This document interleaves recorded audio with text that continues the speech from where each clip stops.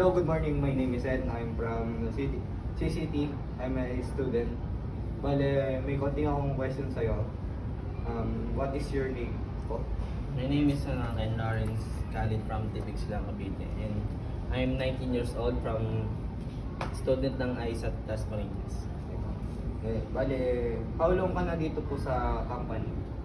Bali, 1.5 year, nag-start ako ng May 2, 2021. Train station.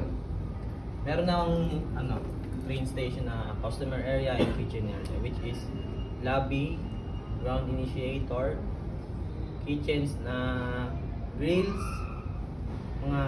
tas tagaluto din ng chicken expert. Okay. Tapos, bale, pwede ako magdagdag ng konting question kung ano ba yung customer expectation nyo sa chicken.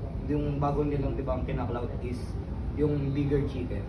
Ano yung pwede mong masabi tungkol doon? Ngayon is, siyempre may bagong update ng McDo ngayon. Makikita mo yung meron tayong bigger chicken. Makikita mo doon yung golden brown, thin, juiciness, tapos yung much bigger na doon. Makikita mo. Tapos, bale, experience within the company.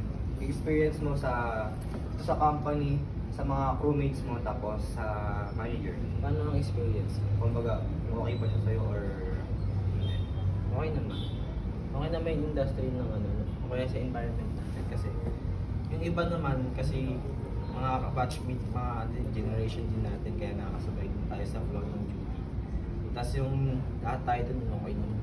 Bali sa manager, may masasabi ka ba?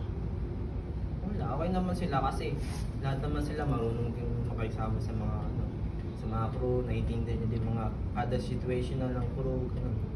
Bali, may last question ako is, what is your recommendation to the other student na gusto mag-try na mag-work dito sa McDonald's? Recommendation, depende rin sa kasi sa student kung gusto lang i-pursue na gusto na lang matuto mag